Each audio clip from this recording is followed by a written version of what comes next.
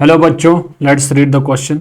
When you walk through a metal detector carrying a metal object in your pocket, it raises alarm.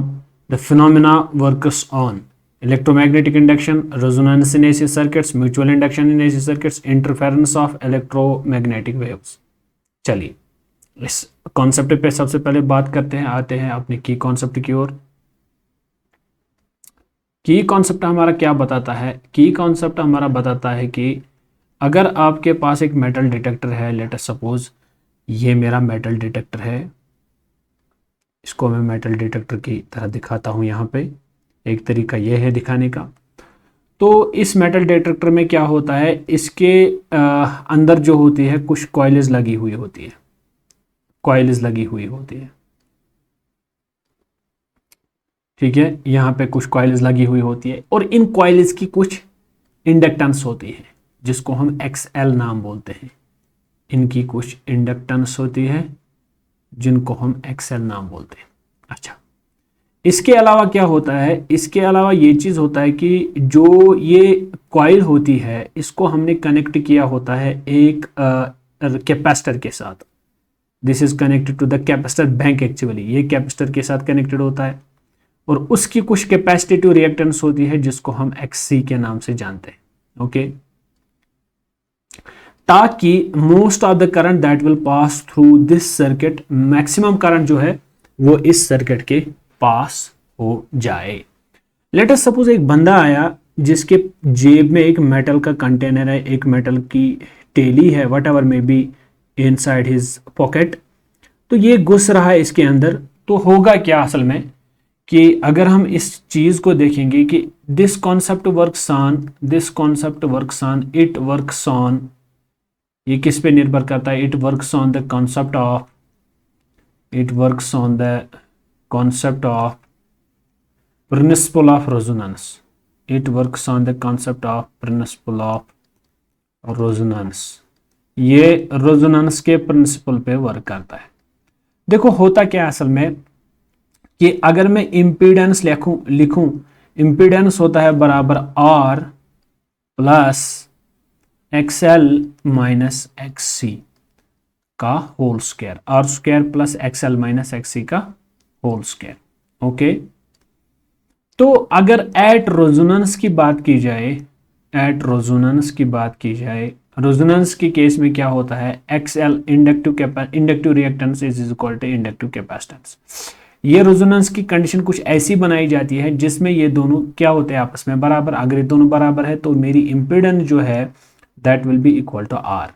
तो impedance R के बराबर होना, इसका मतलब ये है कि most of the current will pass through this circuit जिसको हमने मेटल डिटेक्टर के लिए लगाया होता है। तो एक और कॉन्सेप्ट ये है कि जो इसमें ये कॉइल्स लगी हुई होती है या जो सिस्टम होता है जिसके बीच में हमें उस बंदे को चलाना है जिसके जेब में एक मेटल की थैली है, एक मेटल है। तो होता क्या है असल में, यहाँ से कुछ इलेक्ट्रोमैग्नेटिक वेव्स निकलती है जो इस टारगेट को स्ट्राइक करके वापस आ जाती है, जिससे पता चलता है कि हमारे इलेक्ट्रोमैग्नेटिक वेव्स ने एक टारगेट को स्ट्राइक कर दिया। तो लेट अस सपोज अगर ये टारगेट बीच में होगा ही नहीं तो इसका मतलब कि यहाँ से इलेक्ट्रोमैग्नेटिक वेव्स आएगी, दूसरी साइड से चली जाएगी। तो दैट मीन्स यहाँ कोई टारगेट है ही नहीं। अब अगर इस मसले को थोड़ा और मजीद बढ़ाने की कोशिश में करूं तो यहाँ पे मैं लिख सकता हूं कि what will be the current at the resonance stage. अगर मैं रेजोनेंस स्टेज पे करंट देखूं, रेजोनेंस स्टेज पे करंट देखूं तो होगा क्या असल में? That will be equal to external EMF of the circuit. External EMF कितना होगा? डिवाइडेड बाय, और साथ में जो है हमें डिवाइड करना है किससे? इंपीडेंस से। हमें किससे डिवाइड करना है? इंपीडेंस से हमें डिवाइड करना। नाउ अब होगा क्या? अब जो ही इस मेटल डिटेक्टर के थ्रू, लेट अस सपोज मैं इसको ऐसे बनाता हूं, ये एक है, ये दूसरा है। लेट अस सपोज इसको मैं बनाने की कोशिश करता हूं, ठीक है। ये मैंने यहाँ पे मेटल डिटेक्टर मान लिया, इसमें मैंने कॉइल्स रखी, इसमें मैंने कॉइल्स रखी, यहाँ से भी कॉइल्स रखी, यहाँ से भी कॉइल्स रखी, और इस सिस्टम को कनेक्ट करते हैं हम एक कैपेसिटर बैंक के साथ। इसकी होती है अपनी XL, इसकी होती है अपनी XC। तो मान लेते हैं यहां से कोई बंदा निकल के जा रहा है जिसके जेब में कुछ मेटल की थैली है, वो जा रहा है इसके बीच में से।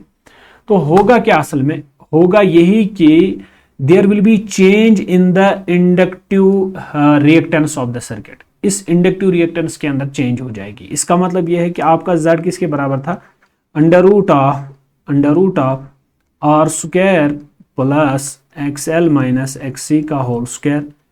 तो अगर इस सर्किट के अंदर अगर XL के अंदर चेंज आ गए, XL चेंजेस, जब आपका XL चेंज हो रहा है, ये तब चेंज हो रहा है जब इस मेटल डिटेक्टर के बीच में से कोई ऐसी चीज निकल रही है या जा रही है जिसके पास मेटल है। यूजुअली हम फेरोमैग्नेटिक मटेरियल का यूज करते हैं, या अगर फेरोमैग्नेटिक मटेरियल इसके बीच से गुजर गया तो there will be change, this XL will increase. अगर डायमैग्नेटिक सब्सटेंस पास हुआ तो XL विल डिक्रीज।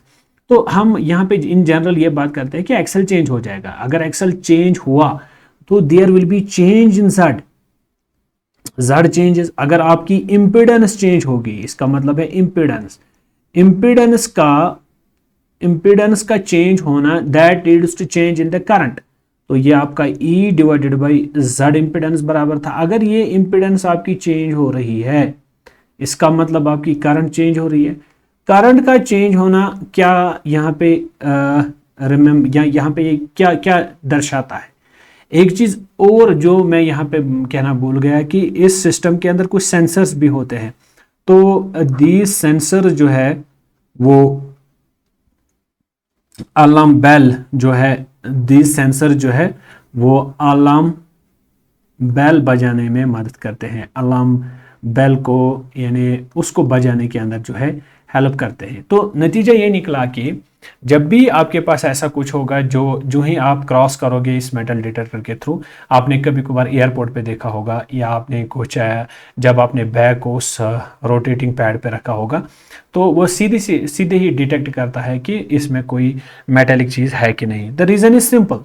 तो रेजोनेंस स्टेट से जब आपकी इम्पीडेंस जो है अगर रेजोनेंस पे है तो तब दोनों बराबर XL is equal to XC। लेकिन अगर इस इम्पीडेंस के अंदर चेंज आ गई, XL के अंदर चेंज आ गई, तो यहाँ से अलार्म बजना शुरू हो जाएगा। तो इस तरह से हमें पता चलेगा कि ये जो सिस्टम है ये एक अलार्म रेज करेगा।